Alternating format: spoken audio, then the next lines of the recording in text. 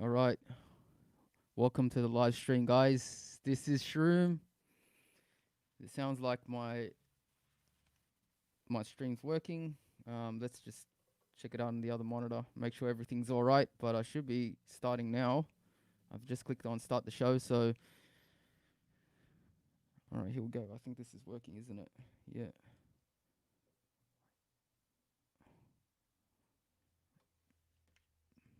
All right. Hang on. What's this? All right. There we go. Okay.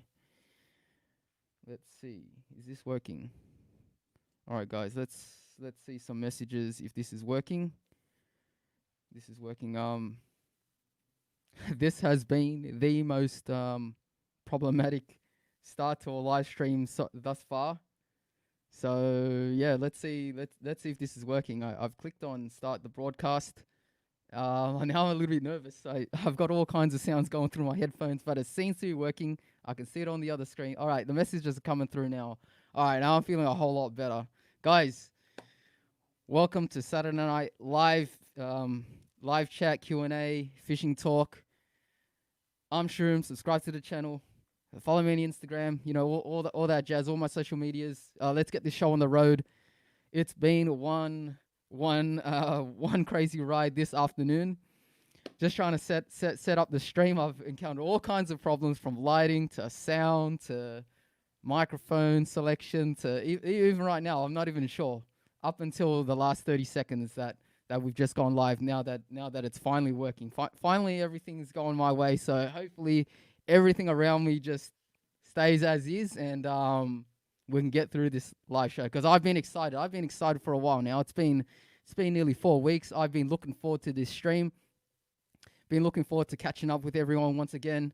I think it's just a really good idea just to hang out, talk fishing, and yeah, enjoy the night. If you guys aren't out or doing anything of that sort, you know, I'm here. I'm here once, probably about once a month. So I really like making these live streams as well. So, all right, so let's go through and see who's here. Today I'm going to be trying to keep up with the messages a little bit more as well. So just keep them coming. If I miss questions, you know, just if you see on the screen that your messages has been missed, just put it up again. I might come back to it if I can catch it. I want to be right where the forefront of the chat is this time and catch all the spammers and just be like engaging. I need to learn how to do this and get better at this.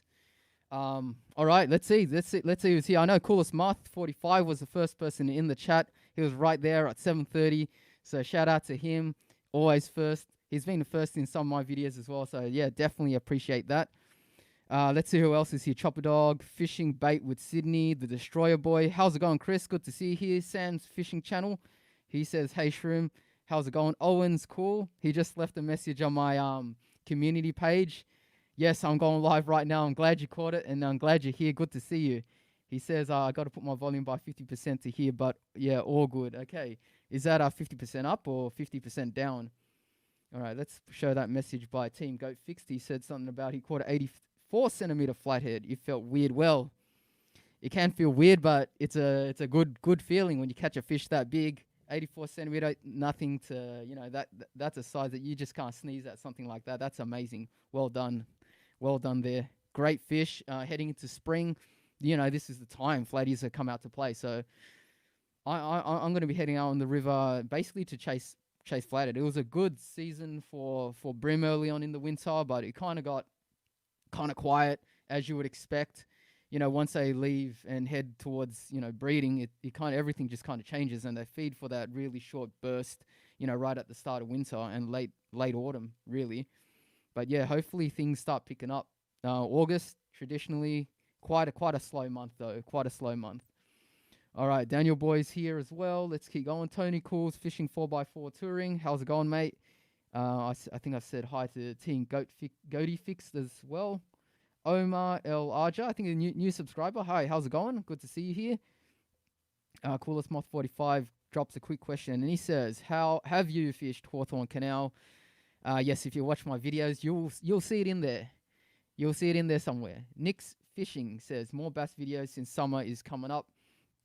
Yes, good time. So I don't know how many people are aware, but now that we've ticked over into September is the start of basically bass and EP season, you can start chasing them now. There was a closed season from, I think it was the 31st of May. You couldn't really keep any of those fish if you caught them in the rivers. I think different story for impoundments. Obviously, all the rules up on the the DPI website, so check that. But from my understanding, yeah, open season now for bass. So they're gonna start take. I mean, they always take surface, but now's a good time. As it heads towards summer, those fish come on the bite. Good time to be focusing on that. All right, so it looks like I'm still falling behind the messages, aren't I? Let's keep it going. Omar El Arja says, "Love your vids. Thank you very much. Much appreciated." And here we go. James Klain's here as well. He says, sup Shroom killer day today." Oh wow. You get something good. Did you go fishing today? Sam's Fishing Channel says, "Shroom, have you ever tried to fish at Avoca Beach?" No, I haven't tried Avoca. Maybe one day. All right. La la la. With a bunch of numbers says, "Hey Shroom, any good fishing spot for little kids to get started?" Yeah, plenty of good spots. I'd say stick to the easy to access. Well, the places that have a bit of sand and the bank is low on the ground. But give me a suggestion. Give me an area first, and I'll see if I can come up with some more specific examples. But generally sheltered, beachy type areas, not right on the coast, but like inside bays. You can't go wrong. Little kids can have a go there, and obviously public wharves are a good place as well. But obviously, you're probably going to have to do a lot of untying tangles and tying their knots and stuff and such as well. So got to be prepared for that. Fishing with kids, but a lot of fun, very rewarding. Fish Bait Sydney says, "You reckon Port Jackson are bad to catch?" Well, I guess it depends if you know what you're targeting. Most people don't target Port Jackson sharks. I guess it's a bit of fun. It's always good to catch something, but if you're bent on getting dewies, for example, and all your squid baits are getting taken by PJs, then maybe not so good. I guess after the first couple, you kind of get over them. Daniel Boy says, "Where is a good spot to catch kingfish?" Well, I don't know about right now, but heading into the warmer months, depends on the system as well. But they generally start to pop their heads up along, plenty of places in the harbour. I'd say as long as you're around pretty clean, clear water that has a lot of flow, not so far upriver. You can still get them upriver, but if you stick to the lower areas in the harbour, you'll find them. In Botany, you'll find them in the bay. So yeah, just Molyneux Point. I call it Merlin's Point, but I think it's supposed to be pronounced Molyneux Point. That's a good place on a boat. You get off the breakwall in the Cooks, Tarrant Point, for example.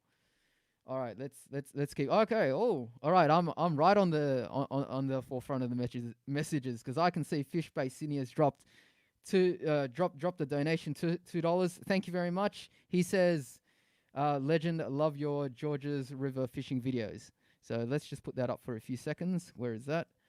Yeah. So thank you very much. Thanks for supporting this stream. I really want to keep these live streams going. Every little bit helps. All right. Let's get back. Where was I? Where was I, guys? I was all right. Owen Cools. Okay, so he's replied to la la la. How's it going, guys? If you're new here, subscribe to the channel. I'm Shroom. Follow me on my social medias. Yeah. So hope you guys enjoying the night. Drop your questions. Anything you really want to talk about. Yeah. Sydney fishing. Basically, this is just a Sydney fishing chat. I really like the community that we have on my channel. I get a lot of comments on all my videos, so I really like organizing something like this. Even if I can't organize, for example, a subscriber meet, which I have done in the past. I've done one. I thought that was really, really rewarding. I want to do that again one day. But these live streams, as long as I don't run into any technical difficulties, which I did tonight, getting this stream sorted out, we're in for a really good night. For a really good night here. Okay, so we've got like 23 people here so far. That's looking good. Normally we get quite a few. We get double that. So for the amount of subscribers I've got, that's quite a lot. I think that's a great number when it comes to live stream. So looks like Fish Bait Sydney's dropped another one. Let's put it up. Give him his recognition. Thank you very much. He says a little bit more for you. Thank you very much. And he says chase the brim. Yes, always, always chasing the brim, always chasing the brim here. Gotta love it. One of the mainstays, one of the main things you can catch, one of the main super reliable species. You can catch them anywhere in any kind of water, all over Sydney, and they're a challenge. So great sport fish there.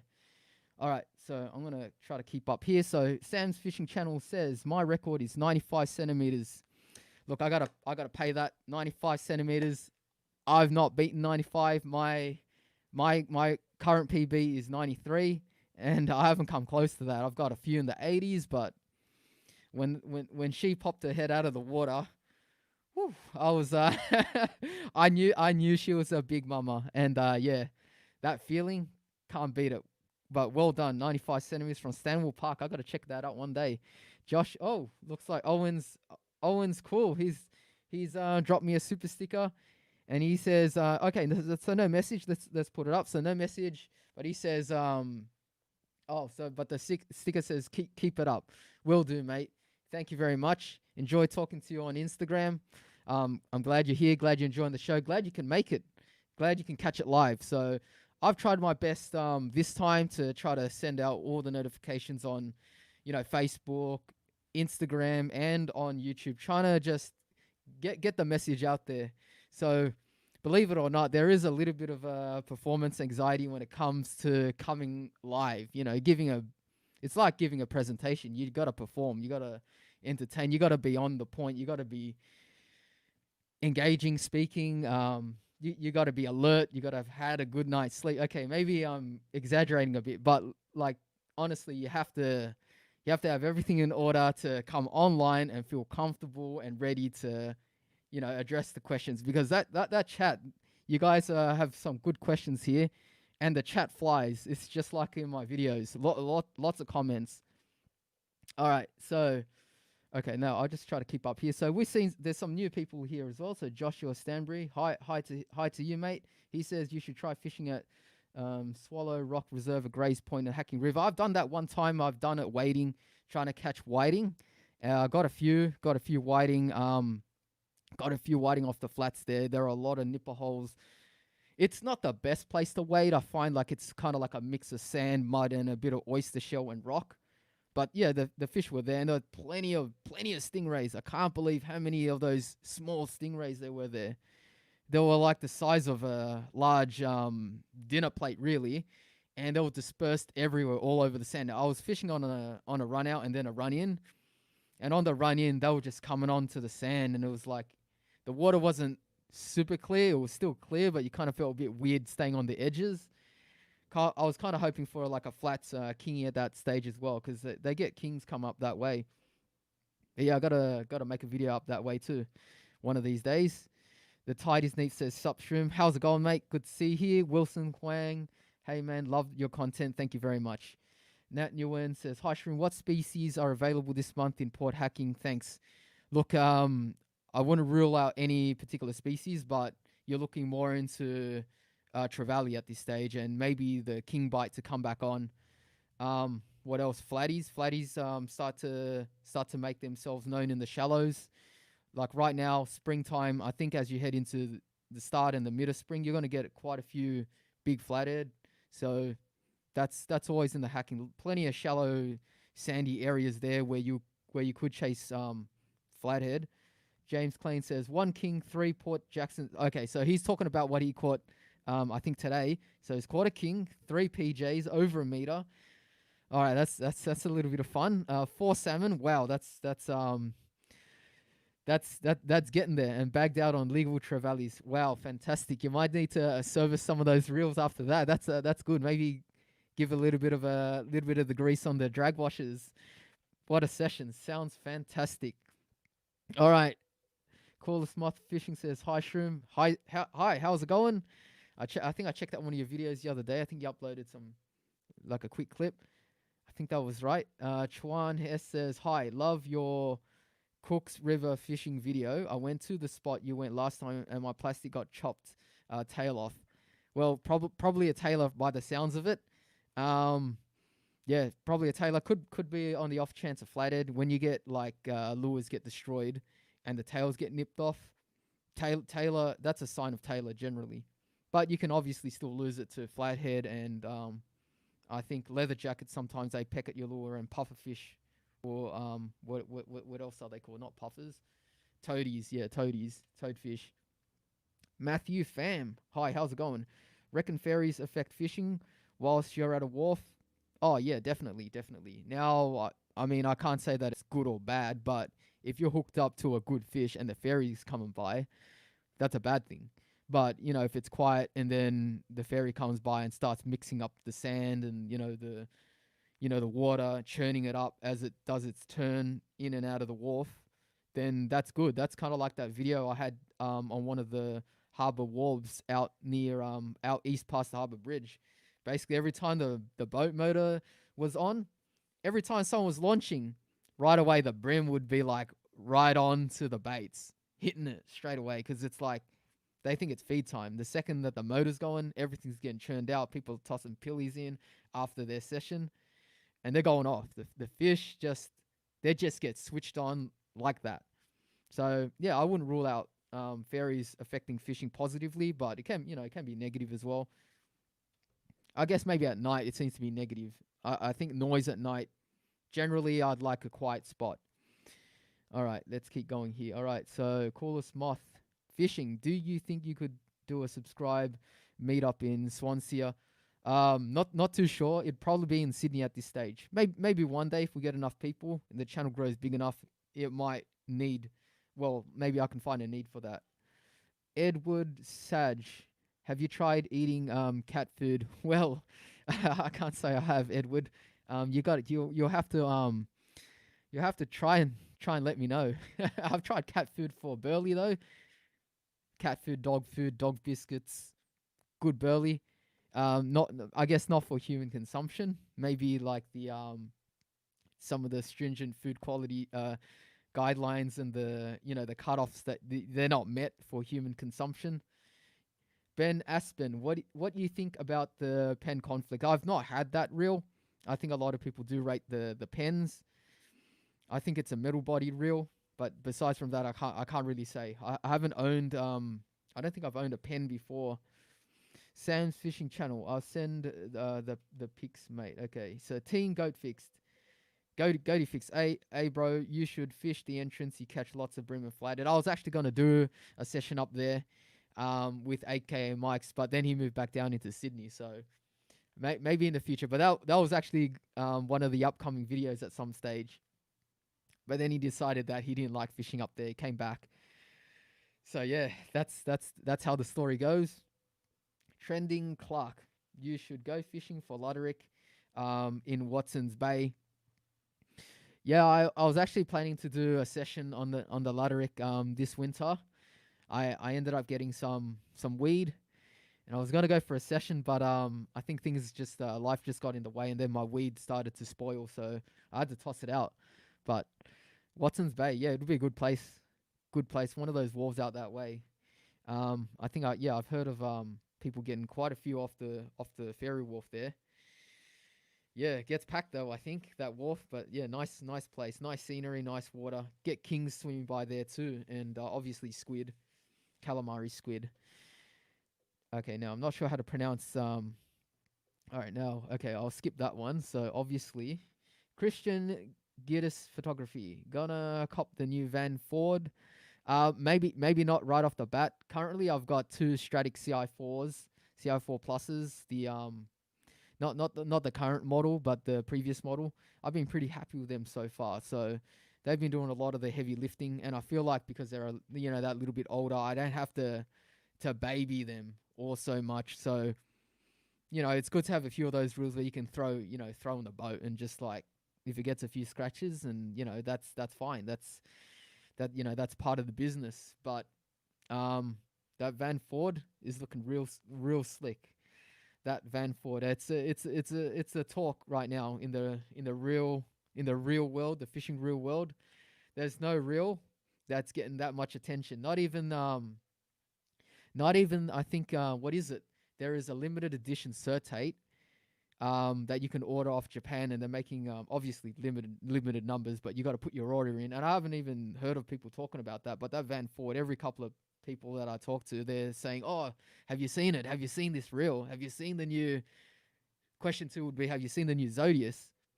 And that looks like amazing as well. I haven't got a Zodius, but looks like a spacecraft. Looks great. All right, what's this? Okay, all right, we'll leave that message alone there. Owen's cool with the next comment says, Shroom, not sure if you've done any live bait video like Yakka. Well, guys, have I done any live bait videos using Yakkers? Plenty. Lot of them older videos off the boat with Dave, chasing kingfish.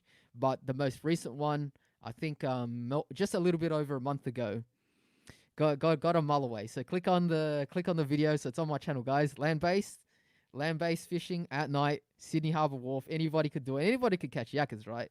Anybody could catch yakkers. Anyone could work out that spot, but it doesn't have to be that spot. It could be any harbour wharf. Simple rig. Whack it on a hook. I just used a single hook through the back, the top of the yakker. Came back with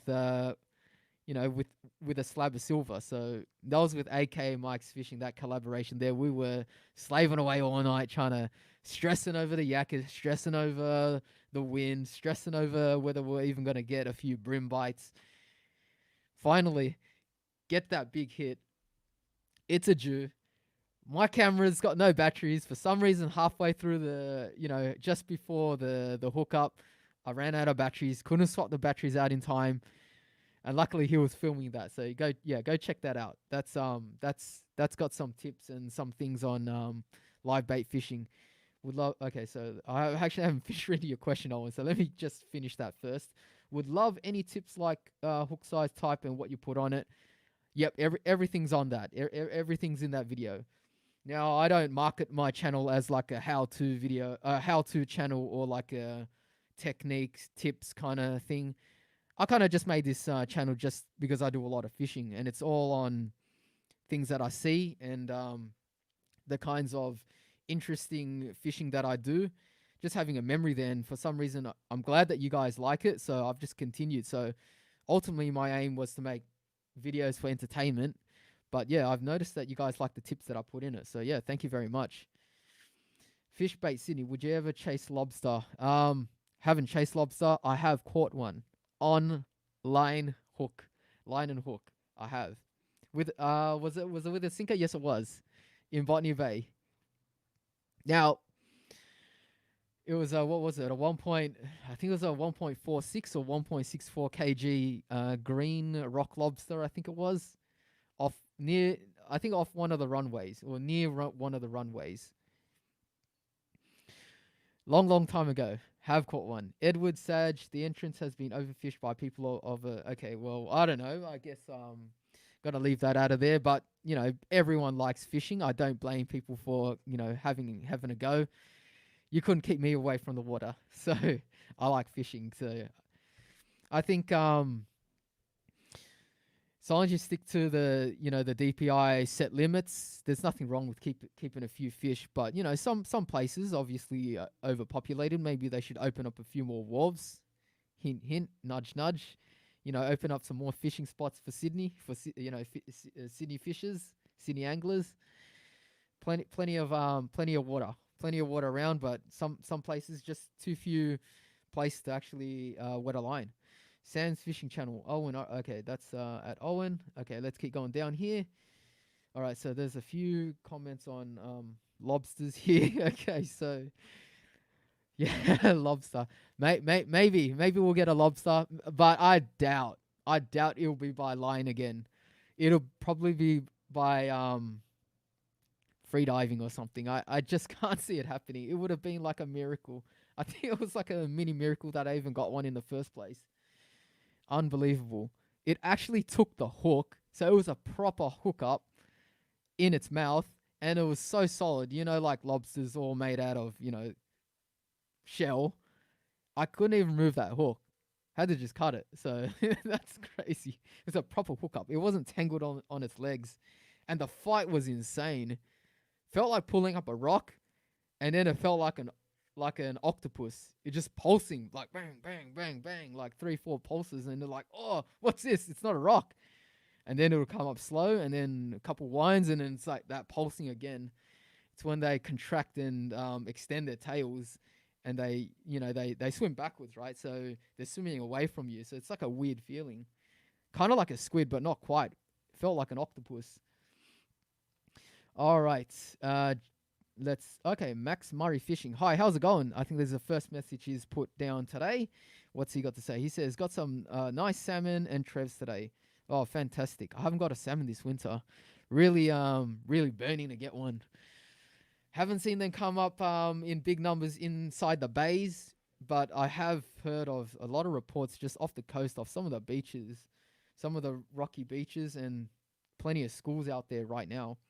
Trevs, I've got a few Trevs, so you guys will see some videos coming up shortly on the channel. So yeah, that's one thing that I guess I drop mini spoilers sometimes in some of these live streams. So yeah, always good to catch the live stream. Now before I go on, guys, if you're new here, I'm Shroom. Subscribe to the channel. You can follow me on Instagram, on Facebook. Support me with super chat. There's a membership program as well. I'm going to probably come up with some more perks just to make that a little bit more engaging. Maybe you put another level in there somewhere. I think YouTube currently is undergoing a few changes. I think some of these emoticons that you've seen me use, I think they're starting to be used throughout the platform. I don't know if that's a good or a bad thing, but it's just something different, something extra. All right. Joshua Stanbury, is an achievement to catch a toadfish. Well, it is if you're targeting them. You get the odd one as bycatch, but generally it's not something that you kind of want to catch. The Tide is Neep says, what spec rod would you recommend for soft plastics land-based fishing around Sydney? All right, so if you're going to do pretty much the style of fishing that I do inside the rivers, then you're looking at either a 1 to 3 kilogram or a 2 to 4 kilogram rod at approximately 7 foot in length. Now, length is important. You don't want it too long, and you kind of lose the ability to touch it quickly, and it changes just the dynamics of the rod, especially if you have to navigate it around snags at your feet. If it's too short, then you're always going to feel like you're missing out on a few meters, because you kind of do need that distance as well. 7 foot seems to be the good compromise length for rods. What else? Yeah, so when it comes to the line class, like I said, 1 to 3, 2 to 4 kilogram.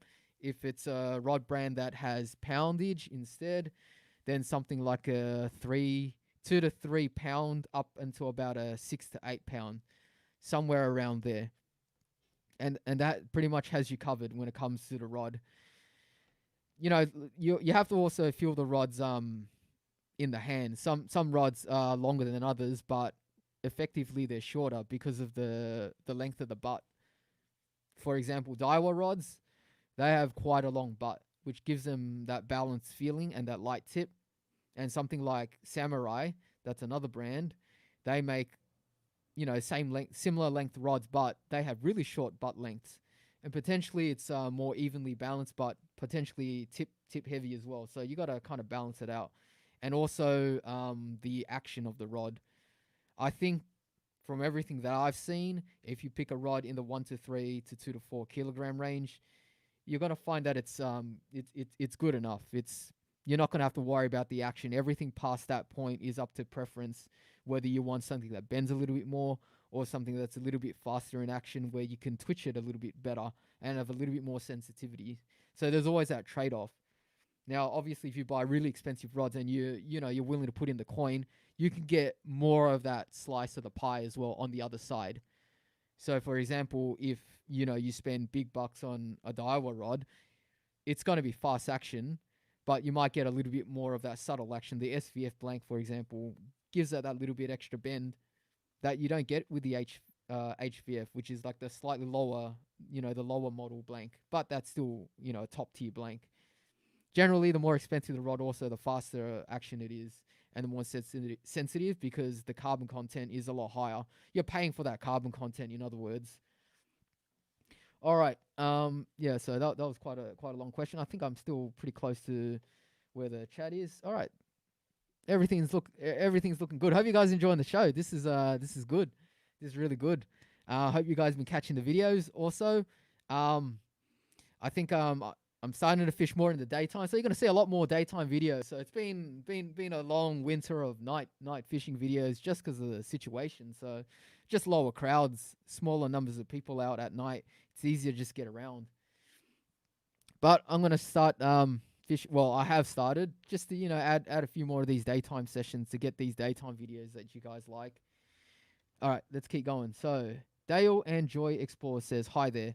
Hi, how's it going? Good to see you here. Omar says, "Do you know my mum? Do you know my mum, Fatima Pink? She was on your live last.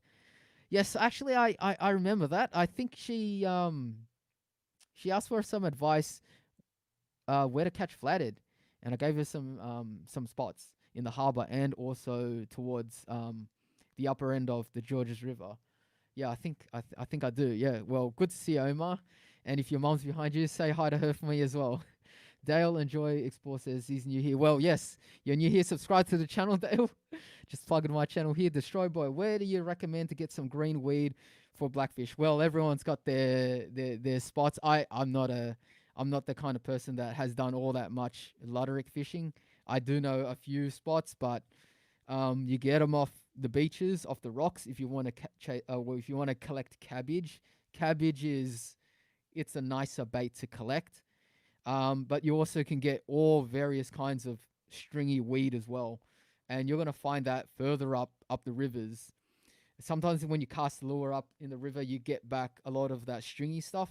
That's the kind of weed that we're talking about. You'll find that you can sometimes collect that after rains, around drains and such.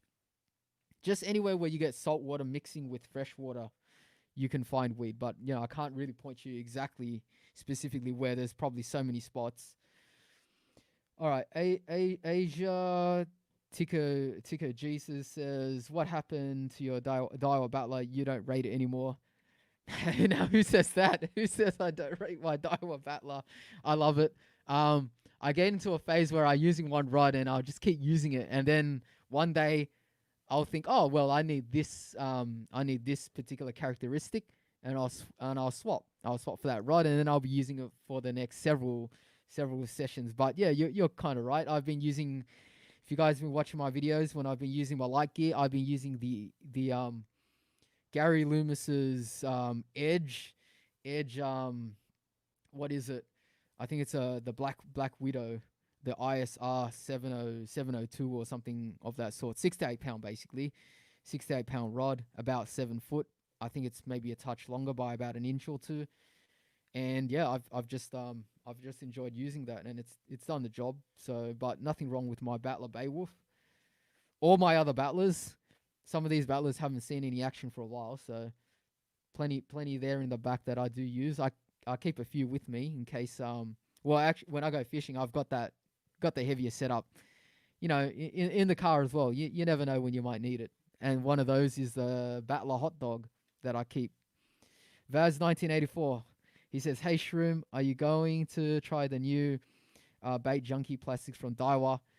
At some stage I will. I've seen them. They look pretty good. So I think are they out on the market now? I have seen on the gram people have been posting up some catches using those lures. Looks to be a pretty good range.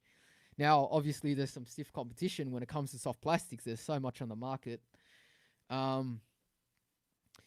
So it remains to be seen, but you'd bet a company like Daiwa are going to do their research and come up with a really good range. So I'm very quite looking forward to that, using them and seeing how they look in the hand first, and see if I can catch some fish on them at some stage. Also, you're gonna target kingies and bonito this summer. That's my goal. Yes, I mean I always target kingies if I know that they're coming up into the rivers. I'm gonna give it a go. So with a warmer weather coming up with the spring, we're gonna see a lot more action, lot more fish swimming about. So kingies, definitely. Trending Clark, we should speak on Instagram. Okay, so that's somebody else. Yongdeng. Okay, so Yongdeng. He says, I'm planning on launching the boat tomorrow, Oatley boat ramp to Botany Bay. Oh, well done. Well, I know that. I know the boat ramp you're talking about. Good luck. What are you chasing tomorrow? Omar El Arja. Hey, do you think tomorrow night is good for a flick at Hunley's Point? Well, I don't know specifically if tomorrow night's going to be good. Um, I'd say give it a go. Give it a go. I think AK and Mike's did a video there the other night, and they caught plenty of squid. So the squid are about there, and he got a nice flathead, and I think one or two decent brim as well. So that was his last upload. So the fish are about there. Maybe if you soak a bait, you can get a jewfish as well. Jason, hope you've been well, brother. Let's go out for a fish soon. It's been a while. Is that the Jason I'm thinking of? Well, yeah, we'll definitely have to catch up, whether it's over some carp or over some other kinds of fishing. I've been missing it. I've got plenty of carp footage, but I know you guys don't really enjoy the carp fishing all that much, so I'm kind of been holding off until I need some content to put out. But I've caught some stonking carp this winter. I've broke my PB a couple of times. Unbelievable. The reels were screaming. Um, yeah, whoever was my net man for a few of those occasions, I feel sorry for felt sorry for them. I had to keep them there. The fish was just circling and circling. Carp don't give up. They call them mud marlin for a reason, right? Okay, let's keep going. Let's see what other questions here. Edwin two says, he says hi first of all. He says, hi, Tony Coolsfish says, good show, mate. Yeah, thank you very much. Thank you very much. And hi, Edwin. Thanks. I'm glad you love the videos. I much appreciate the kind comments and all the love that you guys show me.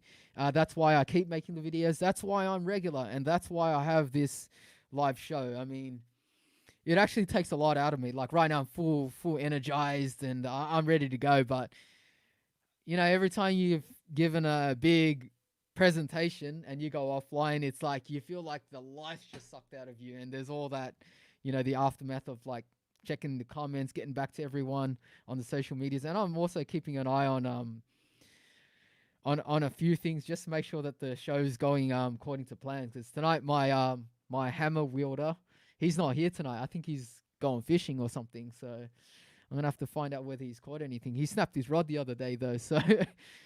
Yeah, things are happening. Things are happening. All right. My LR just says, would you do a giveaway? Well, I tried to actually do a giveaway with SPF lures, but there's some official things that you got to do that, relating to the legal side. Kind of have to apply for a license, especially if you do the same ones as the ones you see on Instagram, where, the ones where you see like the post and follow these people, and it's a random selection. Apparently, there's things there that I don't quite know. So, but I had looked into it. Maybe one day, not anytime soon. Joshua Stanbury, where is your favorite spot to fish in or around Sydney? Well, I can't answer that question. You guys, if you watch my videos, you'll see I fish absolutely everywhere.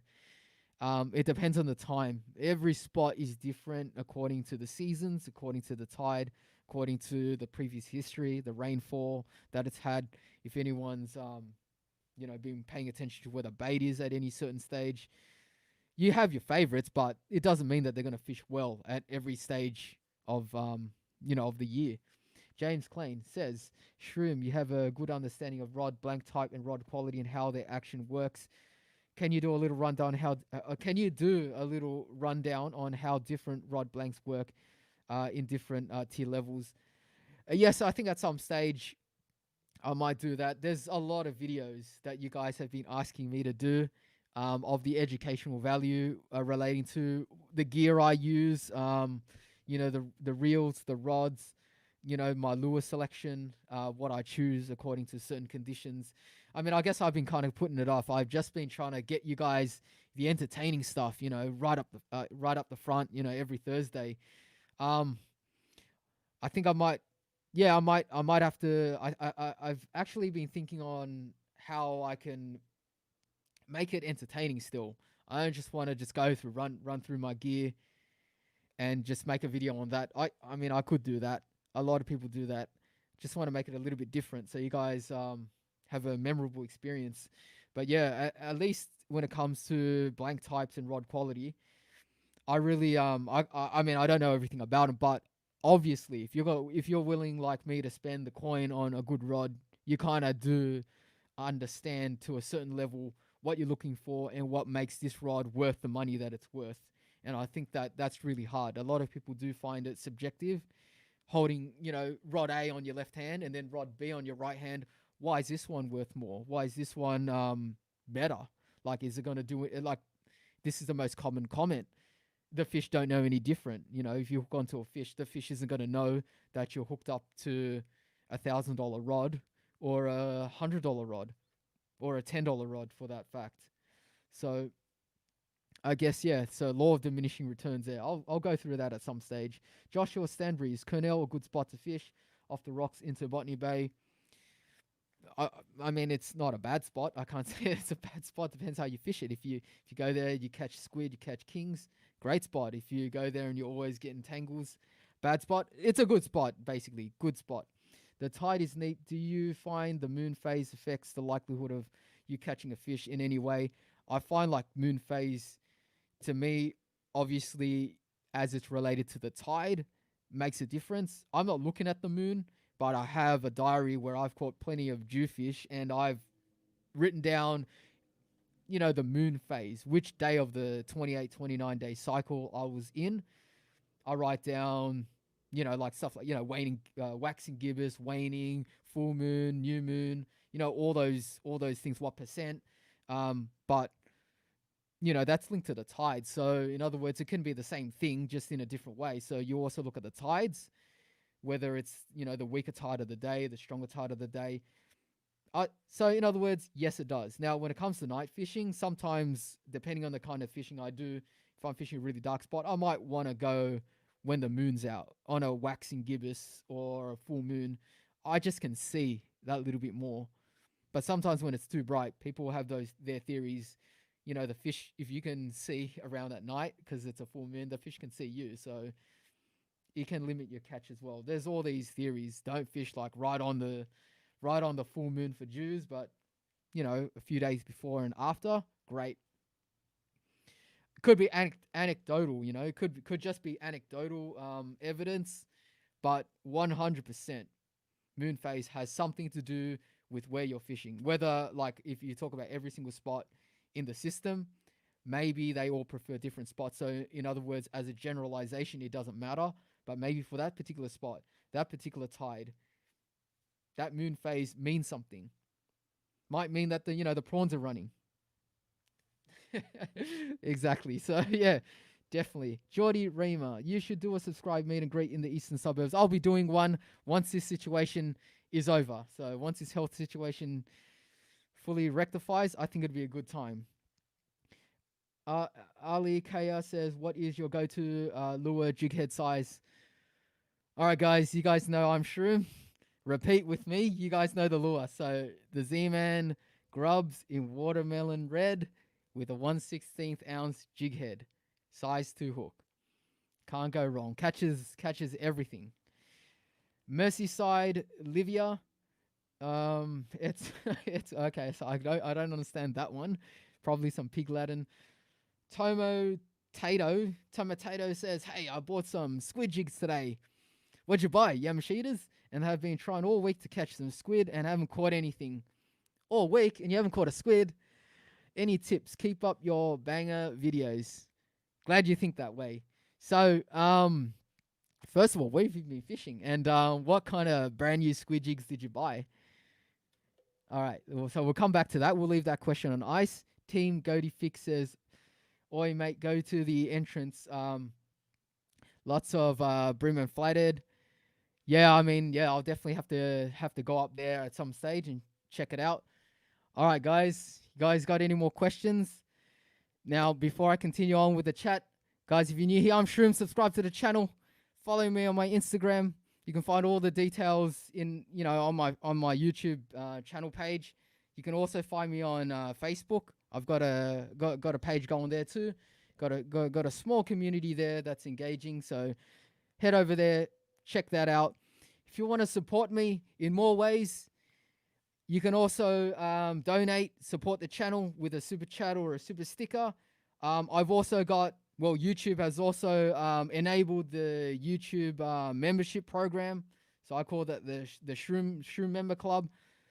If you want to find out about that, all you have to do is go to any of my videos and you'll see next to the subscribe button, there is that join button. Click on that, check it out, see if that's for you. I think YouTube is going to be expanding that program. And of course, I'm always open to recommendations and things to improve this stream, improve the channel. Drop your feedback. Yeah, maybe also I need to spice up this membership program, but I really don't want to make it so that it's something that it's something that limits what the average normal subscriber will see. So it's not going to be like that. Everything that a normal subscriber will see, which is my weekly content and these live streams, it's always going to be free. I'm never going to go behind a paywall. I know that that's a big deal. That's never been the case. It's never going to be the case. It's not going to be the case. But if you ever wanted to support me, it's right there. It's right there. But it's not going to mean that anything's going to change on the channel. You're still going to, as I say, you're still going to get that Thursday weekly video, and you'll notice in that program under the perks, I have not listed anything which seems as though I'm holding back on anything. If there's a video which can belong on YouTube, it's gonna come out on YouTube. Anything that I might put up there won't be anything that people will be interested in. It's only for those die-hard supporters that might be interested in some things that which aren't completely related to fishing or bit of my behind the scenes stuff, if you know what I mean. All right, let's get back to this chat. So I've given the chat a few moments to catch up with their questions. So yeah, guys, let me know how I'm doing. I'm trying to keep up with the forefront of the chat. So far, it's looking good. No spammers as we normally get. Haven't had to wield the hammer just yet. All right, J.S. Lee in with the next question says, do you have a couple of rod recommendations for finesse light fishing? What do you think of the new Daiwa in-feet series? Thanks, really enjoying your videos. Okay, I do have rod recommendations. I'm more of the higher end rod recommendations, that kind of like category, because that's what I'm interested in. I'm thinking so far that this kind of question is talking more about the $100 to $200 range for rod recommendations. I think currently for fishing, you can't really beat some of the lower end Daiwa rods which have the HVF blank. For example, the TD Black, the TD Hyper, which is a lower range, but it still comes with the HVF blank, which is basically their 95%, I think 95 to 98% carbon rod, extra stiff. So it may not be to everyone's liking, but that rod, that's used all the way through their Saltiga rods, and also to their, well, for their finesse fishing, their Daiwa Commander rods. So can't complain. Some of these rods are 450, 550, 650, I think. Some of these Saltiga rods, they're using HVF blanks.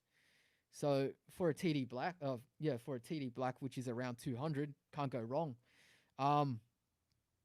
Samurai makes some good rods as well. I think Samurai makes some good rods in that range. Samaki, I think Samaki Skitch X is another good one. I think Abu Garcia at around 130, so very affordable. What is it? The Abu Garcia.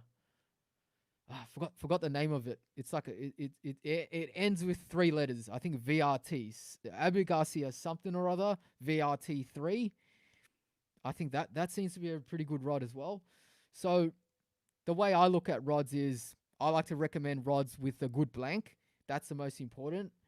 And then after that, it's about, is it in the right line class and the handle length and all that, and the handle style. Some people like full grips, split grips.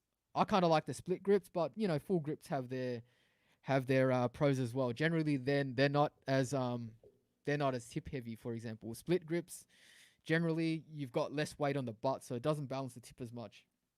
On the cheaper rods, it can be a big deal, and you will feel it. The Daiwa in-feet series, I think that's about a $240, $250 rod.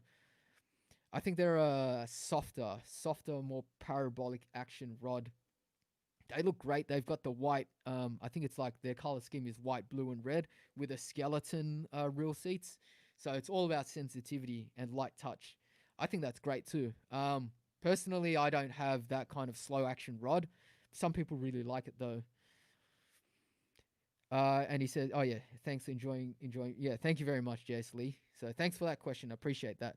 Joshua Stanbury says, "Is hen and chicken bay hen and chicken?" So not what you guys think. There's a bay called Hen and Chicken Bay around Warimba, Abbotsford, or Concord. A good place to fish. And what could I catch there? Well, you're in luck. You can catch pretty much anything, but I'll tell you what you're more likely to catch. You're more likely to catch whiting. It's quite shallow. So there's a lot of sand. There's some people that do fly fishing in the corner in Hen and Chicken Bay. Down the back there, they do a bit of wading.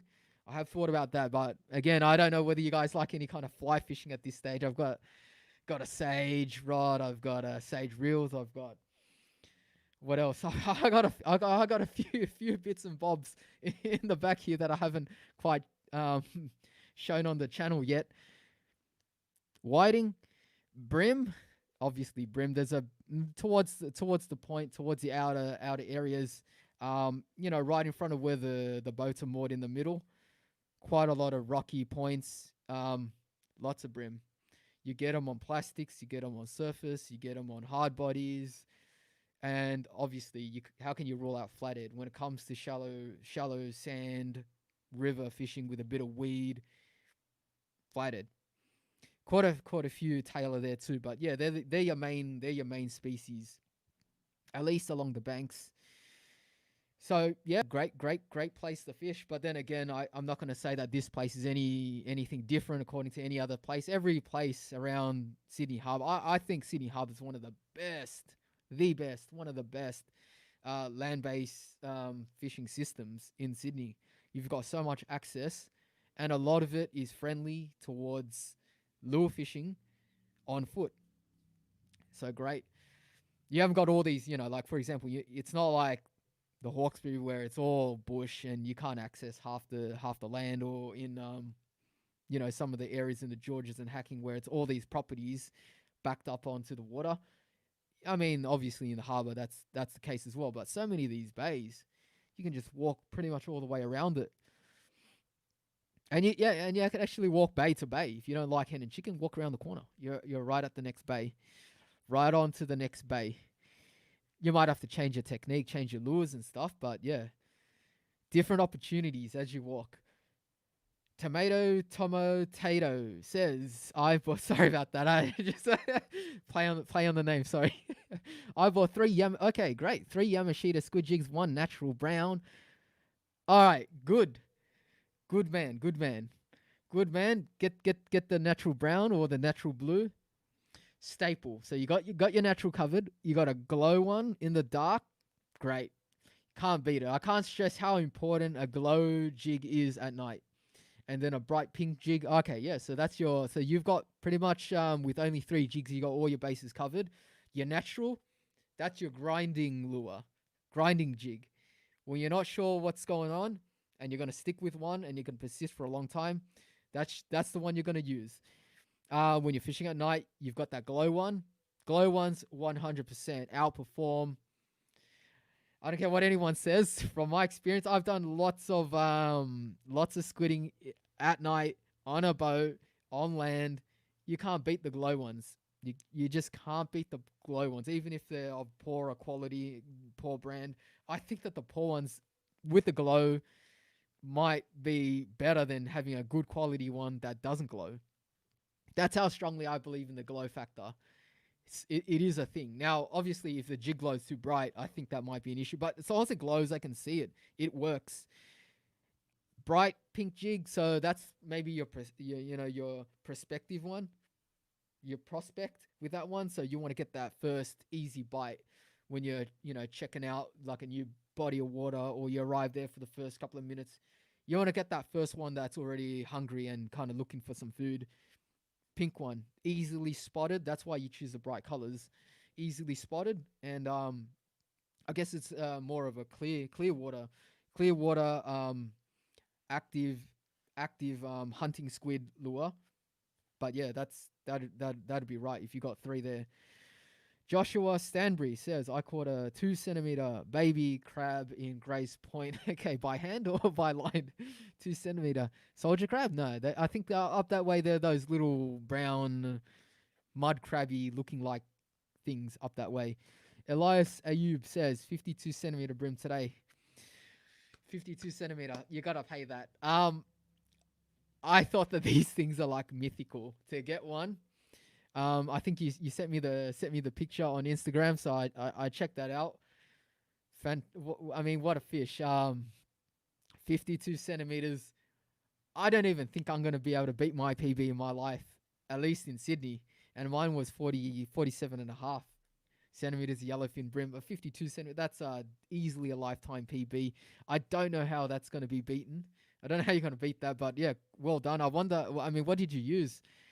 Crazy day fishing. I agree. That's a crazy, however way you want to put it. It may never happen again. You may never get a fish close to that size again. 50. You basically break the 50 centimeter target. Most people want to get a 50 centimeter brim in Sydney. I don't know how likely that is. I'm gonna have to grind the whole life. My lifetime, I'm gonna be grinding just to beat that. I might have to go catch a 50 centimeter black brim, for example. That might be more likely than a 50 centimeter yellowfin in Sydney. So yeah, guys, we do it tough out here. We do it tough in Sydney, don't we? All our waterways, I must say, all our waterways, everyone fishes it. Everyone knows all the spots. Everyone's fishing it almost 24/7. Every bit of water, you gotta outsmart the fish to catch even something small, basically, in Sydney. So that's why we're fishing nuts, and that's why we're here tonight. So guys, I'm Shroom. If you're new here, subscribe to the channel. Follow me on my social medias, Instagram, Facebook. Just check it out on my page.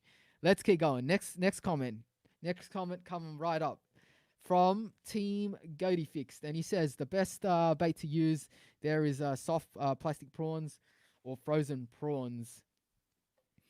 At the entrance, yeah, I had a talk with AKA Mike's Fishing, and he was he was trying to convince me so badly before we had that second cut. Like, oh, please come up, you love the brim.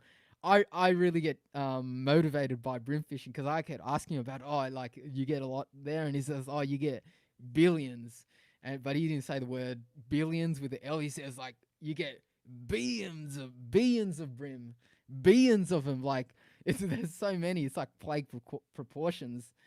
That got me really excited. So if I go up that way, that's probably what I'll be trying first up, and maybe trying to get some maybe some live prawns. I think I might do some prawning up there too.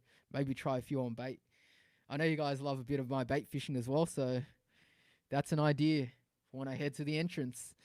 Trung Nguyen says, do you follow any NRL teams? Well, I wouldn't really say I follow any NRL teams. I did watch a bit of NRL. Yeah, I do watch a bit of sport. I haven't been watching for a few years though. Team Goaty Fix says Parramatta Eels. No. Did Georges River have a team? JS Lee says, nope, high end is good too. Yeah, I mean high end, you always got to be on the lookout for, what's coming up. There's always plenty of posts on the internet if you do Googling about the high end stuff. There's a new edge rod called the White Widow.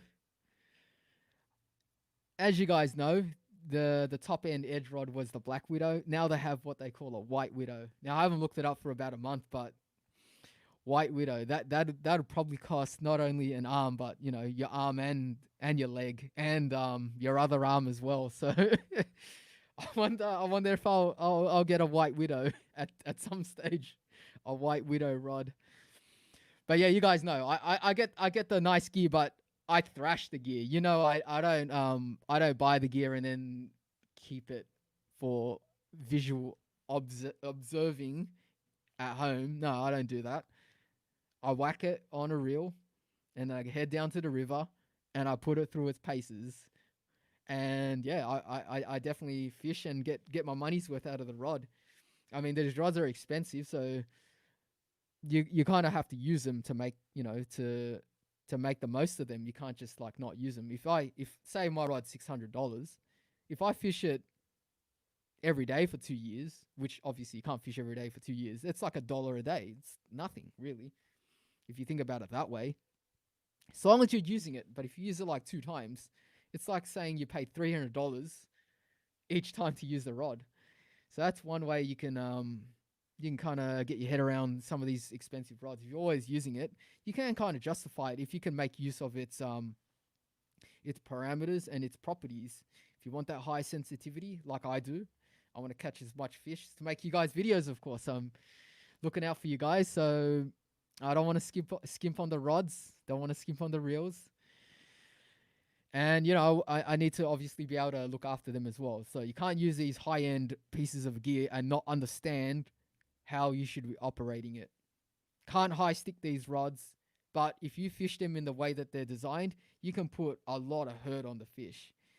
So this is one thing that I don't know if people understand, that if you get a cheap rod at a 2 to 4 kilogram versus an expensive rod at a 2 to 4 kilogram rod, the 2 to 4 kilogram rod has more go.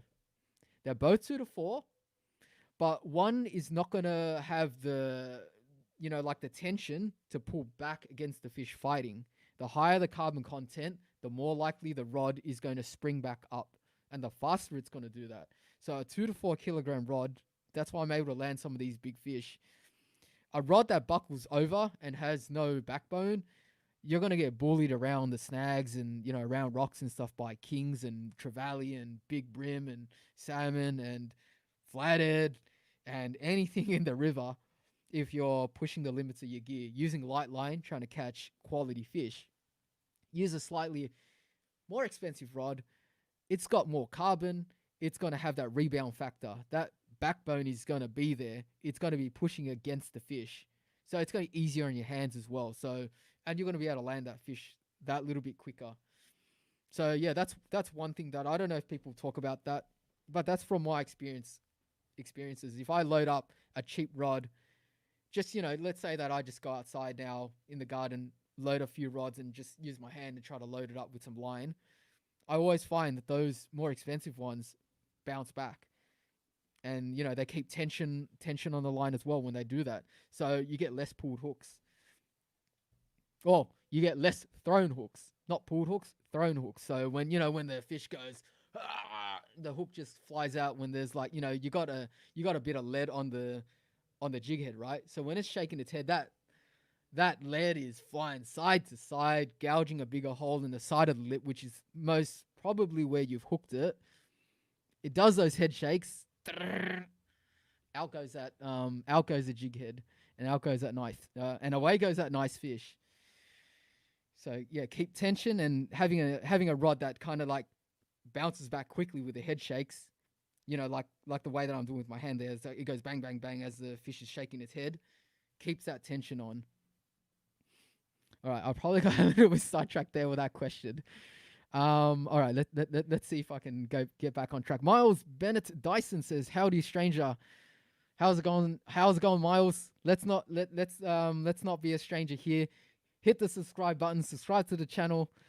I always do these live streams about once every month. Hope you're enjoying the show. If you're new here, I upload fishing videos of Sydney fishing every Thursday. So guys, most of you know every Thursday, expect something from me. Being able to do it for more than a year now, maybe a year and a half, maybe close to 2 years, every week without fail. So I'm hoping that I can continue like this. ZL says, do you have any recommendation for fishing timing or tide timing? Yes. I can't not recommend fishing first thing in the morning.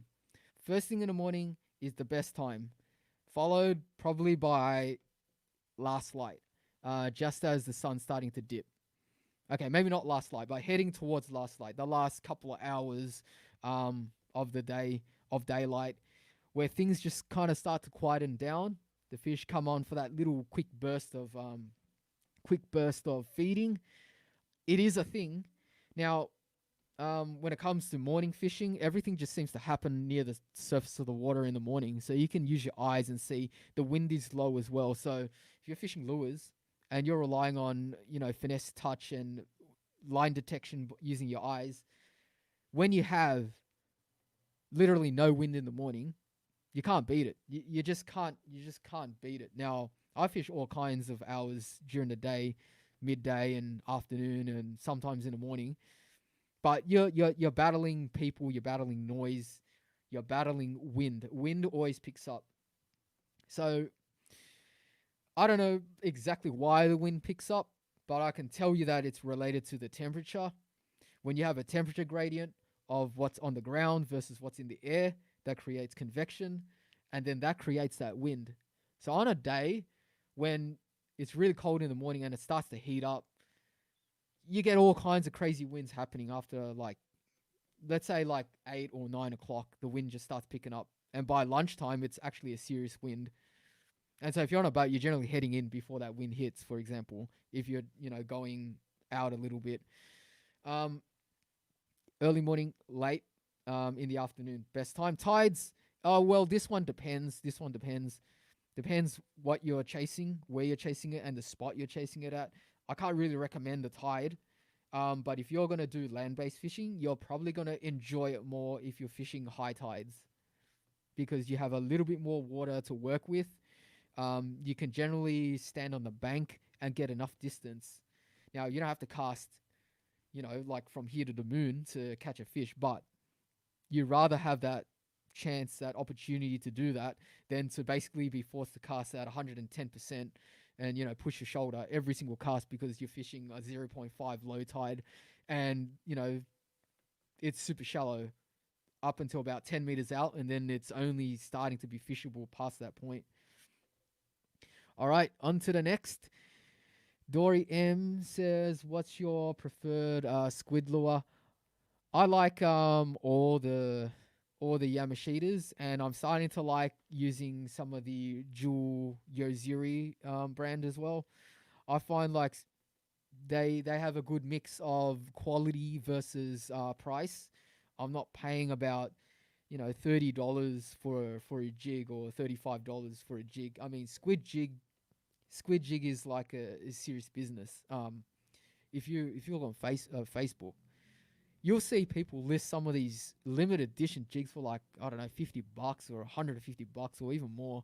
It always draws like these these comments, like, emoji, laughing with the tears and all that stuff, because people just can't understand why these jigs so expensive. I like to use around the 15 to low 20s, but if you get them when there's a special on, some of the basic Yamashitas, you can get them for, I mean, last year and the year before, you could get 6 Yamashitas at about $42 or $45. That's not too bad. That's about $7. $7 for a Yamashita.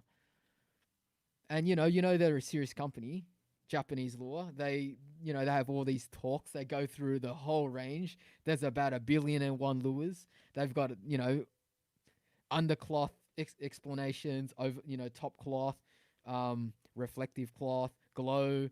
They've even got explanation on all the various colors and patterns. Um, the list just goes on. The list just goes on. Everything from clear water fishing to cloudy water, squid jigging, deep water. They've even got, like, the DD spider modification sinkers that you can put on your squid jigs. All of that. That just tells me that that company really cares about their product, and they do their research and they really think about it. So I like Yamashita. Now, there's obviously plenty other premium brands too. A lot of people believe in Haramitsu, for example. They make some quality lures, but I personally don't own any. I have those main two, and sometimes you come across some of the bargain bin couple of dollar jigs, and you're like, well, I can get like a handful of these. They look all right. Give them a go. Maybe I can throw them in some sketchy territory before I throw my premium jigs. So yeah, but when it comes to a color, I like using a size. Well, I guess 2.5. 2.5 is the size I like to use. It's not too big. It's not too small. And I guess in the either the brown, in the brown color that who was it? Somebody in the previous comments said that they bought one. So that could be me. I'd buy that color, and also the blue not sardine, the blue pilchard. I think pilchard color. I think that's what it's called. They're my two go-tos for natural. All right, so let's keep going. So Tomo Tato, he's got a question for us. Let's see. So he says, do you think port hacking is a good bay for fishing? If so, what do you think would be caught there? You mean port hacking the whole system? Not as in like not a good bay. I'm not aware if there's a bay called just port hacking, but like the whole system there, it's renowned for its calamari fishing. First of all, flathead and kingfish. So the kingfish there go all the way up the river, even up to Gray's Point. So that tells you how clean and clear the water is all the way up there. Now, obviously the water, the waterway goes past Gray's Point, but like if you look on Google Maps, you'll see that's pretty much all the way up the main parts of that system there. Some other systems like the Georges River, you don't really hear too many kingfish catches past Tarrant Point, really. Not to say you couldn't get them in the past, but there was a video going around, I think earlier this year or last year, of kings being seen at Picnic Point. But that's a special event. I haven't really seen all that much consistency in kingfish going up that far for that system. Raby Hater says, I'm leaving to go fishing at about 5. Well, okay, well, can I join you? No, I got to stay here, unfortunately. Good luck. I'd like to be where you're going right now. You're going to Chiswick. Okay, I see. Yep. Hard to get a park there. Tonight, especially on a Saturday night, you might have to park and walk up the hill. And yeah, I do hope you get something there. Nice wharf there. I need to go there more often. It's a nice place. Nice place. Hope you get something, mate. Hope you get something. And let me know if you get something. Just drop a comment somewhere. Really like to know. Hopefully the bait is there tonight. Guy Heyman. All right, so new face on the channel. He says, hi, Shroom. I'm a saltwater fisher, but I want to hit the carp as it looks pretty fun. You bet that's fun. Carp fishing. It's one of my dirty little secrets. I love carp fishing. I can't describe if you don't really care what you're catching, but you want to catch a real fish. A real fish in the shape of a fish that fights. And they're not that easy. I know some people think that it's like a skillless pursuit. It's not true. It's not true. I mean, if you look at the videos on YouTube of some of these UK fishermen, TA fishing and all that, that's, I used to watch all their carp videos, all of them. I mean, I don't care if it's not really relatable to what we're doing. They're talking about, setting up the grounds with the boilies, burling, getting that cast into the margins there and, camping overnight. I love that whole, the whole concept behind that. Love the whole concept behind that. How, you pen a day in the diary looking at the phase of the, the moon. I think, moon phase and all that stuff. Stalk the fish and then set up your camp and then carry it out. Awesome. Now, in Sydney, that's different. You kind of like any bit of fresh water, any pond, and even in our saltwater systems, you'll find carp. It's just that you're not going to be able to target them really in the saltwater systems unless it's near the weir. Unless it's near the fresh water where the weirs are, that you do find them like down in the rivers. I've seen like carp in like Cook's River in the salt, and you think, wow, that's like a kingfish could be swimming here. Why is there a carp here? It's crazy. Can you recommend a basic setup and some decent locations for a hookup? Well, if you really want to try for a carp, you can't go wrong up past the weir at Parramatta. So past the ferry wharf, once you hop over the weir, any section that point up until around the stadium, you can go chase carp there. A lot of people do it as well. Now you just got to be mindful of the bats. I think maybe if you fish in the afternoon, there's one particular weir that you probably don't want to be close to. One of the weirs towards the end, plenty of bats, but you'll know which ones. There'll be plenty of bat droppings. But yeah, that'd be a good place right there in the afternoon. You could probably just watch the people walk by and throw bread in, especially around the weirs when they're walking over it, walking over the bridge kind of thing. They'll throw bread in, and you can see the fish come up. Basic setup. Well, you can use literally anything, but if you like to chase carp, one of the reasons why you might want to do so is to just challenge yourself. And so you're probably leaning towards light gear. Now, they're big fish, so you generally should be using heavier gear because they can actually put you on the strife, and they'll snap 6 pound line like that. They'll snap it. But if you want to do it for fun, which is what I do, I like to use 6 pound line up until about 14 pound line. It depends what you're doing at night.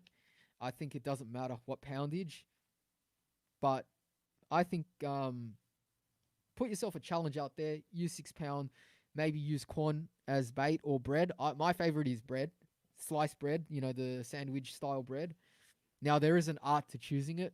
You got to look for the nice soft one that forms balls. If you want to roll it up, stays on the hook better as well. You know, some brands of bread do better than others. Like for example, I'd choose Tip Top over Coles brand any day. For example, Carp have their preferences. Tobias, I think is that how you say Tobias Riemann. He asks, "Have you ever fished around Newcastle or Lake Mac?" No, I have. I don't think I've done Lake Mac. I might have done Newcastle, but I can't remember. Can't remember. I want to go up there one of these days. When the what is it, the hairtail are on. I hear that you can get hairtail land base at Newcastle. Joshua Stanbury has a question. He says, "Have you done any fishing at the mouth of the Cooks River at Kiama?" All right, Joshua, I've got plenty of videos. Okay, well, not plenty, but like I've got more than one. I've got more than two. I've probably got like a small handful of videos fishing at that place that you are talking about here on the breakwall. Love it. I love fishing there. I love fishing there. It's one of those spots where you stand and deliver. So a lot of the times you see my videos, I walk around and I try to actively seek out where the fish are. And, you know, I work it out as I'm on foot. Now, at that spot there, you don't need to do that. You can just choose any part of that breakwall. So long as, you know, no one's nearby and you're not going to cross their line, you can just keep casting in the same spot again and again. You could get anything from kingfish to jewfish. Now, kingfish is more likely than a jewfish, but, you know, people get jewfish there as well. Obviously, flathead and tail are the most common catches there. All kinds of bait. You might catch a yakka or like slimy mackerel, brim, pretty much anything. It's got a mix of the river species coming down and also, you know, like bay species. It's a really, really good place. And obviously pinky snapper as well. You get a few reddies. Matthew Pham, he says, "Hey Shroom, what's your rod and reel cleaning maintenance procedure after a fishing session?" Now, I kind of clean it every couple of sessions unless it's like right where the salt is. So if I'm on a boat, for example, I clean it up every time. You just have to clean it up. You can't let that salt sit there on any part of your reel, no matter what protection it's got. It's going to corrode or cause it to seize up. If I'm fishing like, you know, say for example, I fish for carp. Well, it's pretty much fresh water, so sometimes I don't even bother cleaning it up for, you know, several sessions. If I'm fishing in an estuary, every couple of sessions, I'll clean that up. You do get like a bit of fish slime on the body as well. Now, besides from like getting rid of the fish grime and grit and all that such, I like to oil Well, after cleaning it, I like to oil the handle bearings, just the one that's exposed. So in between the handle and the knob, I'll drop 1 or 2 drops of what's it called, Inox MX5, um, down there. Give it a spin, just make sure everything's fine, and that sorts that part out. The bail arm, when you flip over the bail arm, what you want to do is you don't want sand or grit to be caught up in that join there, because that's going to destroy your arm there. So I like to also, after wiping that down, put a drop of oil on either side and try to work it around with the bail arm, just keeping it moving. So it never fails me. It's always smooth in all my videos, you can see. So I do that too. Um, what else? I think everything else is specific to the reel. So for the Daiwa, they have mag seal. I That's basically all I do. I might yeah on my exist. It's got this weird little ridge in between the body and the round bit for the handle. I just always check there because it's a magnesium bodied reel. You don't want salt sitting in those crevices for too long, otherwise it'll definitely start bubbling. Um, the surface of that reel. So I'll flush water down through that gap just to make sure that it's all dissolved. But that's it for that reel. What else? Yeah, for Shimano, some of the Shimanos that don't have like the I think like the anti-water, it's got some protective barrier, and they say basically all you need to do is just rinse the line roller underwater. Now, if it has that, then I don't touch it. So the Stellas have that. I don't touch that. But my Stratics, they're the version older than the current version. So not the Van Ford, but the current bent body CI4. I can't remember whether they've got any protective coating on the line roller, but the one I have, I think it's the FA. That one does. Oh, sorry, that one doesn't. So I will put like a drop on either side of the roller bearing and then try to spin it with my finger, and that's what's kept it new and working. You don't have to do it every session, but it helps every couple of sessions to keep that going. Last thing I want is some of my line getting stuck there and then catching on the line, and because it's seized up, snaps, causing a tangle and snapping the line during the fight of a fish. So yeah, that's what I do for the reel. For the rods, now for the rods, you actually don't have to do anything for like a lot of my rods. I Now, because I haven't made a gear video when it comes to rods, I like to buy the rods that have the guides that don't have any stainless in them. So they're either going to be the cheap entry level style guides from Fuji, the Fuji Alkanites, which is like painted. It's like a painted black guide. I like those guides. You don't have to look after them really. Um, and then I like to obviously go the high end, either AGS or yes, exactly. So AGS from Daiwa, that's carbon, so it's not gonna rust on you. It's not gonna corrode. Um, the edge rod's got nickel titanium recoil guides. That's also not gonna corrode. So you don't have to really rinse it. What else? I think some of the titanium guides, which look like stainless. So pay attention to which like kind of guides you've got. Titanium, that's a premium metal. That's like the best metal you can get there on a rod. Titanium silicon carbide is generally how they have those guides. So you got the titanium metal frame and a silicon carbide ceramic insert. Now these inserts are ridiculously hard, but basically every insert or every guide that I mentioned so far, you don't have to worry about the guides, as long as you don't get like sand or something like stuck. No one really gets sand stuck on their rod unless they put it down on the beach or something. You don't have to clean them. Now, if you've got stainless steel guides are notorious for rusting. My sage sage motive. Now, this is like, I think this is only considered like a mid-level fly rod. And it costs an arm. I think it costs like $700, $800 or something. That one's got stainless guides, and after a few sessions, they always rust, no matter what cleaning regime that you've got. So always like make sure when you buy it, is it something that you can put up with, or is it something that you can't put up with? I can't really put up with stainless guides because I don't like that rust. even if you clean them, they're rusting as you're fishing them. So it's doing a redox reaction as you're fishing them because you've got the metal and you've got salt water. You're basically pulling electrons out of it or something. So it's like it's changing the composition of the guide, and it doesn't change where the guide is because that's where you're washing it. It's changing at the guide foot. So if you ever looked at your rod and you wondered, look, I always wash it. How did it rust inside under the resin where the guide foot is held to the held to the rod? That's how. It's just there's an oxidation reduction reaction happening. It's the stainless steel, although it's stainless, it's still mostly carbon, and it's just a bit of it's still iron. It's got a little bit of carbon dispersed throughout it, but it's got some resistance, but it's not completely chemically inert. And that's what happens, yeah. But yeah, so that's the rod, like the rod aspect. You kind of don't have to clean it, but even if you do, stainless will always rust on you. All right, so that was a big tangent, guys. Big tangent right there. So, we still got quite a few people going on in here. All right, let's keep going. We'll probably go for a little bit longer. I hope you guys are enjoying the show. I'm Shroom. If this is the first time you're here, subscribe to the channel. I make fishing videos every Thursday. I upload. That's my upload day. If Instagram's your thing, I'm trying to grow that. So find me on Instagram. Find me on Facebook. All the details on my channel.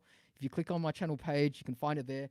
If you like this stream, let me know about it. If you want to support me in any other way, you can always support with a donation, super chat, or joining the membership program. Plenty of stuff on the channel. Lots of things to come. Lots of videos coming up. Okay. All right, here we go. So that was quite a long question. So let's keep going here, guys. Hope you guys are enjoying the show. It looks like the chat is paused on the right hand side there. Hopefully that's not like not frozen or anything like that, but it looks to be okay.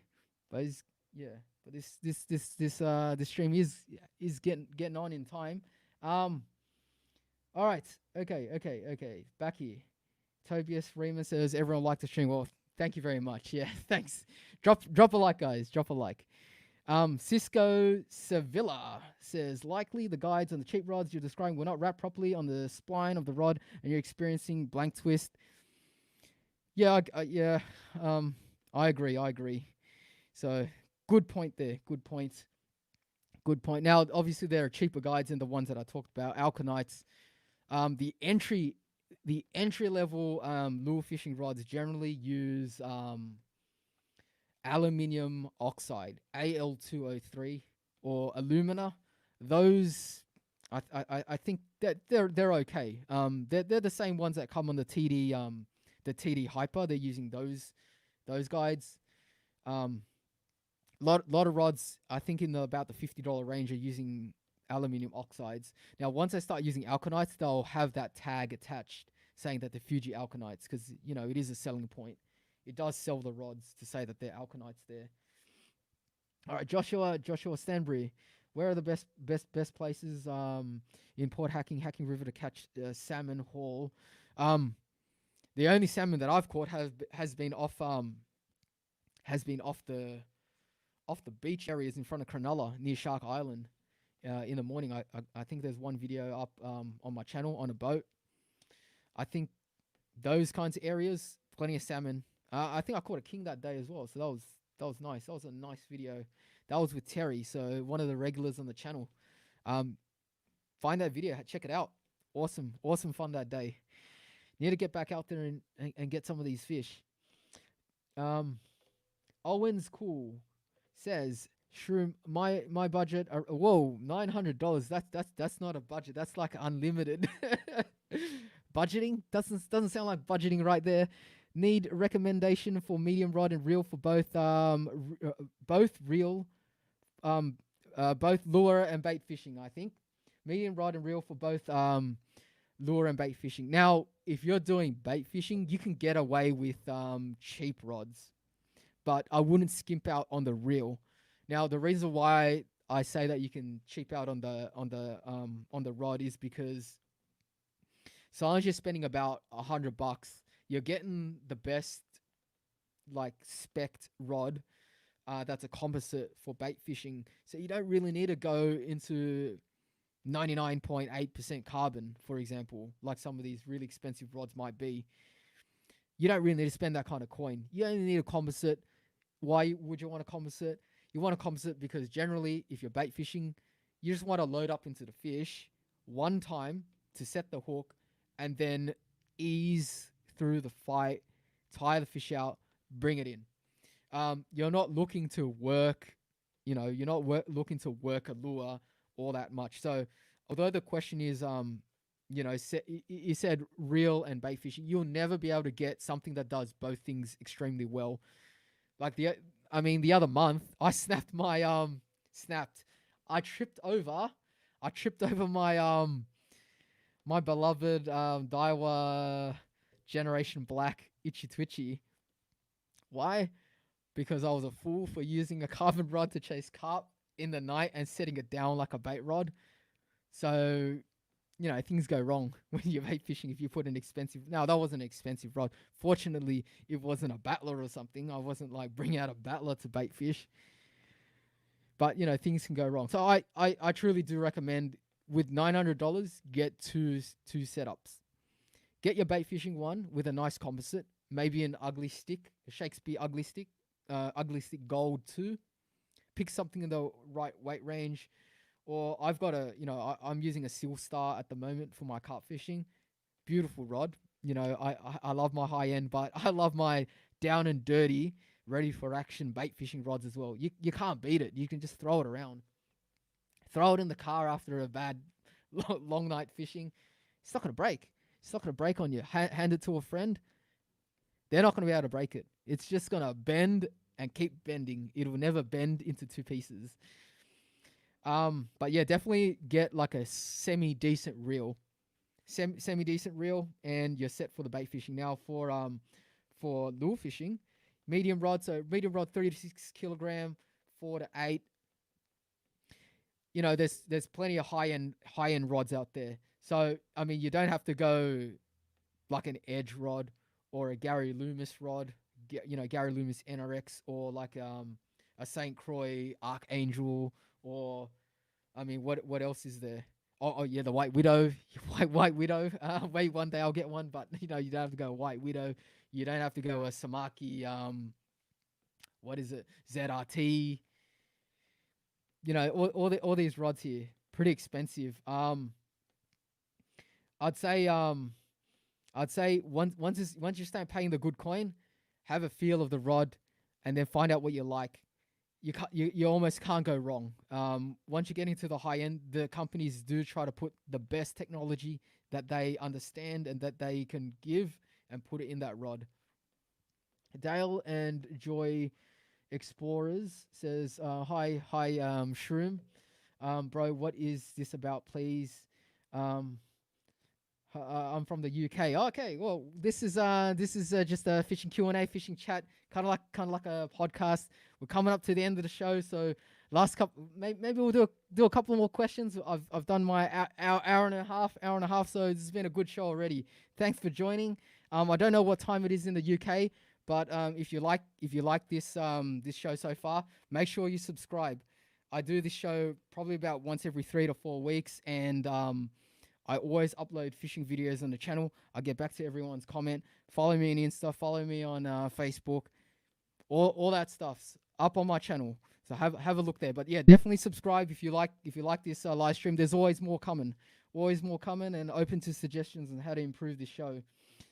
Okay, so Merseyside Livia. So couple more questions, guys. Couple more. So where's your most favorite place for catching whiting?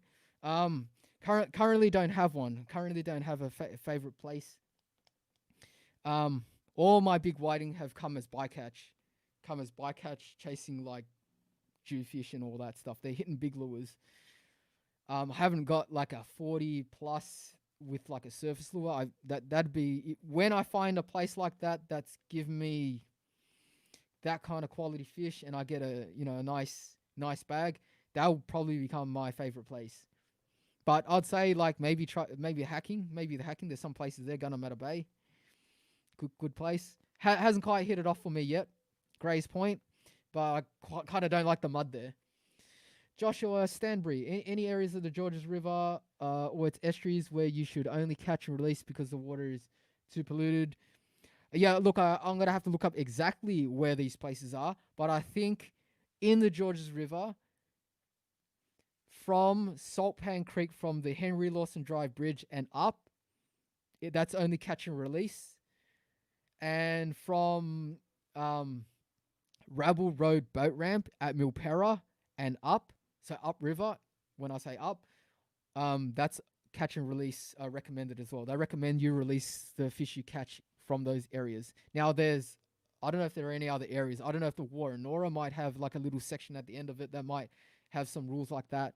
I mean, we're just talking about where you can like keep fish. So they recommend, at least from my knowledge, those two areas don't keep fish from those tributaries, or in other words, from the boat ramp, that north section from Rabble Road boat ramp in the Georges River up towards past Milpera up towards Chipping Norton Lake and what is it, that other lake that I've forgot, but basically all the way up to the weir. All right, now also like Cooks River, never keep a fish out of that. Never keep a fish out of that. The amount of pollutants in that system is so great. It's so polluted that Alexandria Canal, they don't even allow you to fish. So when you know that a place is so polluted that not only do they not let you keep fish from, which is all the Cooks, and they even say that it's illegal to like fish there because the sediments shouldn't be disturbed because they're so, toxic and consisting of so much heavy metal waste. Obviously, yeah. So the Alexandria Canal and Cooks River, I consider that part of the Georges River system. All right, okay. So coming up to a few more questions, maybe a couple more here. So Shen says, "Good to see you streaming." Shroom, yeah, good to see you here. Hope you're enjoying the show. Don't know if you've been here long, but we're coming to the end. Isa111 says hi. So still got some new people coming in, guys. Remember, 7:30 is generally around the time that I aim to start these streams, so that it doesn't go too late and it's not like right in the middle of, your dinner. So if you came late this time, I'll try to remind everyone again, just like I've done this time. So far I haven't got any messages of people saying that they completely missed the show. So it's looking good so far. So I might continue putting in the effort to put the messages out a day early, and also on Instagram put that story through, and Facebook leave that message up. Dinosaur Junior, Shroom 21st century Steve Stalin Guru. No, far from it. That guy's a legend. I'm just like just an entertainer, the way I see it. Just a low level YouTuber.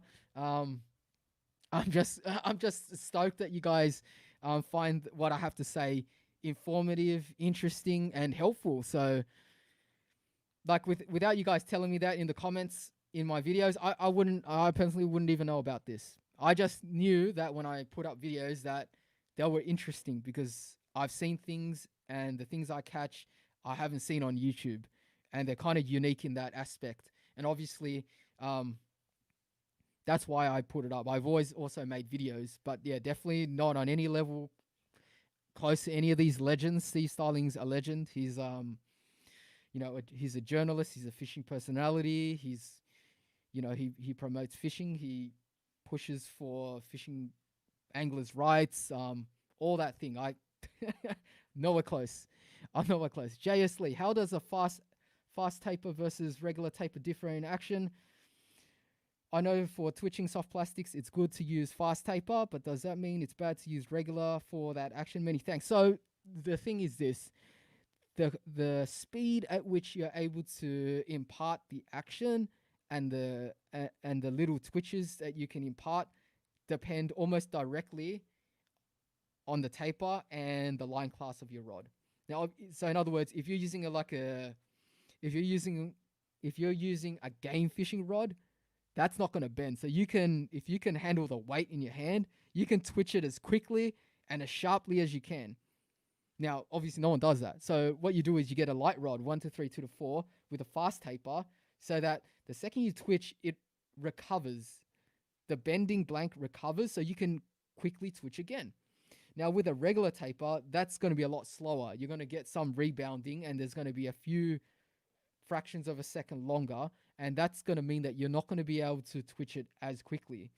So if you're like me, you'll see in my videos, my default is to twitch it a bunch of little quick, several quick twitches at a time, depending on the day. But, that's kind of like my go-to when I just start and my brain is not in gear and I'm not thinking, and I'm just thinking, all right, I'll just cast, have a flick, look around, work that lure. I'm doing that quick little twitch, and all my fast rods, they fit perfectly, fit that style that I do. The slow ones not necessarily means that it's bad. It just means that it's slower. But you're like I said, you're trading one advantage for another here. A faster twitch means you get the action you want, but when you hook up to that fish, it's less forgiving. You can pull hooks because the blank recovers so quickly that the fish has something to basically bang their head against. So when it's hooked up and it's banging against it, when it's doing its head shakes, that rod is giving it the resistance to do that. On a soft rod, that's minimized. You're minimizing that through A, rod, B, how long your leader is, because leader always has stretch. Whether you're using mono, a bit more stretch than fluoro, but it's always got some kind of stretch. Braid won't have stretch, so you can rule that out. So in other words, where's the cushioning coming from? Your rod. If you've got poor handling technique and you're not very experienced and you just grip the rod and you hold it tight, it's all on the rod and how long your leader was. That's all it is. Now, if you're like me and you like fast action rods, you have to use your wrist and keep a soft wrist to let that rod bounce. You'll see in a lot of in a lot of videos, when it's doing that head shake, it's coming. It's like a phase. It'll run, head shake, run, head shake, head shake, head shake, run. It's kind of like that. So when you know that it's doing that, don't keep a stiff hand unless you know that your rod tip can absorb it properly. But yeah, hopefully that answers your question. All right, maybe we'll do one more here. This stream's getting a bit longer. I need to be somewhere else, but guys, I hope you're enjoying the show. So one last question. So let's see. Let's find one here. Okay, we'll answer the very last question in this stream. So it's by Ray, and he says, "Hi, Shroom. What about Para River? Up to which point of the river would you keep and release?" Okay, so addressing that question to me is probably not the best. I barely keep fish. But let's say that I do keep fish. For the sake of this question, I'm going to assume that I keep fish. If I follow the guidelines, I won't be keeping fish west of the Harbour Bridge. If I'm starving and I'm hungry, I might keep a fish west. If it's something like a salmon, they don't taste good, but let's just say a salmon, a large tailor, a kingfish, I can understand that these fish will swim around. These are pelagic fish. They're not going to be living up 90% of the time up Parramatta River. They're probably going to be out towards the ocean or out towards, the open water. More open water, basically. East of Harbour Bridge. They're going to be there. So I would potentially keep a fish there if I was forced to, but I generally would not keep anything west. Now, everyone's got their own, these are recommendations. I don't know I'll have to look it up. I don't know if it's like against any regulations or these are just recommendations from the DPI, but these are long-standing recommendations from whenever they put them up. So they may or may not be fully reflective of the, the quality of the water inside Sydney Harbour these days. Now, east, they have a table that tells you what kind of fish you catch, how much grams of each meat they think it's suitable, because they're measuring one of the main problems, which is dioxins. So I don't believe they measure anything else from what I've seen, but the table seems to be measuring some kind of industrial contaminant called, well, the group of them are called dioxins. So some kind of structure, some kind of, I guess, cyclic molecule with an oxygen in there somewhere, and obviously bad for human health. So they recommend that some species accumulate these more than others. So you can eat this much fish every month and still be within the limits. All right, guys, we're going to leave it there. Hope you enjoyed the show tonight. I had a great time. I had such a great time that I went over the hour and a half that I normally devote towards these shows. So an hour, basically nearly 2 hours, an hour 45. So after all the problems that we had at the start, I think this has been a wonderful success. So, guys, just to end out the show, thanks for everyone. Thanks for everyone that's joined me here tonight. Hope to see you guys again here at the next stream, and of course on my Thursday video uploads. I want to say a thank you to all the people that continually check into all my videos. I appreciate all your support, all the people that donated today. I appreciate all the donations, big or small. It just means that, you know, the show is growing. The show is growing. It gives me, it just gives me that little bit of a help. I spend like a lot of time and effort and, you know, money just upgrading my equipment to get these shows going. I understand why a lot of people don't do it. Being out there in like basically the public eye like this, on a live stream, you gotta be entertaining for like at least an hour straight, right? I got no one to interact with besides text on a screen, really. And I've got a couple of lights shining on me just to make sure you guys can see me and all that. Guys, if you're new here, I'm Shroom. Subscribe to the channel. Follow me on my Instagram. Follow me on my Facebook. You guys know where to find these details on my channel page. Click on my channel page. Links there. Follow me. I put up interesting content on both those on both those social medias. I'm going to take it to the next level. If you want to support me, of course, you can always find me on these live streams. You can always put in your super chat or your super sticker. I appreciate all that.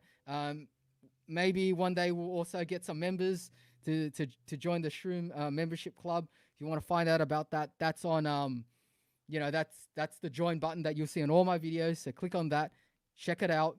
You get some nice emotes, you get a channel badge, all that fancy stuff. And guys, this is it from me tonight. I enjoyed the stream greatly tonight. Thanks for all your support as always, and I'll catch you in the next video on Thursday. See you later, guys. Take care. See ya. Have a good one.